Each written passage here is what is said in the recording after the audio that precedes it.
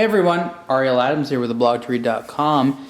This is the John Isaac Rough Seas watch. Don't forget to subscribe to Blog to Read videos on YouTube and like this video if you find it useful. This is from a new brand, John Isaac, and this is their diver. And every brand needs to have a diver, and this is theirs. It's for a men's watch. It's petite. It's 35.5 millimeters wide in the steel case. Some people really want that. Some people find it's too small, but it's a nice design.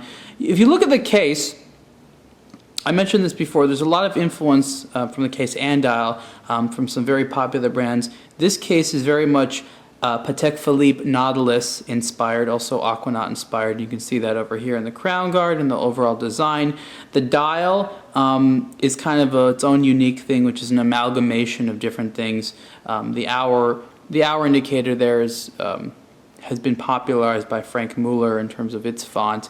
So they kind of went to some high-end brands and they looked at the things they liked and they said, okay, we can do that. We can adopt that to our own thing. You can see there's that internal rotating timing bezel in there, which is nice. It's not a screw down run, so it's something that you could kind of easily move around yourself, but it's nice to have in there. And what that is you can time 60-minute increments in there with that. But that's a fun feature to have, and I like having these things. They're fun to play with. It's always good to have something that's fun to play with in a watch. What's interesting, it's a lugless design, so the strap just kind of sticks into the case, and this strap is water buffalo. I thought that was pretty cool. I didn't know what it was, and I was like, oh, it's water buffalo. It's a nice solid feel. It feels smooth. It's padded, and John Isaac also throws in a rubber strap as well. And there's some screws back here, and if you undo those screws, you can put in the different strap. I really like the case back. They did a nice job. I looked at the front. I was like, that's nice. I looked at the case back. I was like, oh wow, that's nice.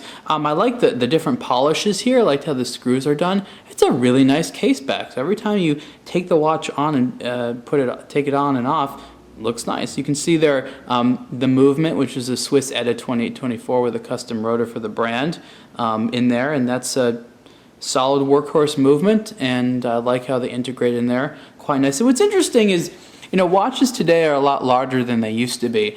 And on here, you can see that this movement is essentially made for a case this size. That's about how big it is. But there's a lot of watches, literally, some of them are like this much bigger. They'll have the same movement. And so if you actually saw what was going on inside, the movement would be this tiny little thing. This is a good case to sort of frame the size of the movement in there. This particular model has the blue dial, and it's kind of this, they call it chocolate dial because it looks like a chocolate thing.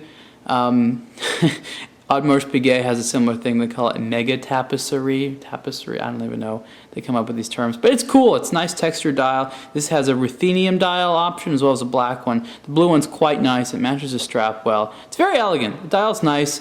And that orange hour hand there is sort of a homage to the Tool dive watches that this watch is, part of that collection. This is a dive watch in style. Its water resistant to 50 meters, so I wouldn't consider that a dive watch that you really wanted to dive in. But the amount of people that dive in their dive watches is like, I don't know, under 1% of dive watch owners actually dive in it. Most people just think that they're badass having a dive watch. On the wrist, the watch is very comfortable and the strap is nice. It's a smaller watch, in terms of what I'm used to. I'm used to watches which are much larger, but this one's very elegant and looks nice. It's very legible, and the strap design I find to be very, very attractive, and I quite like it a lot. They did a good job. Detailing overall is nice. Value is nice. I think that John Isaac is off to a good start, and I like what they've done. Price for the Rough Seas is 1,990 Swiss francs. I'm not sure what that is in dollars right now, but you can get them online. Yeah, you can totally buy them on their website. Again, this is the John Isaac Rough Seas, and you can see the full review, or it's Rough Sea, not Seas, Rough Sea. And you can see the full review on blogtoread.com. Thanks.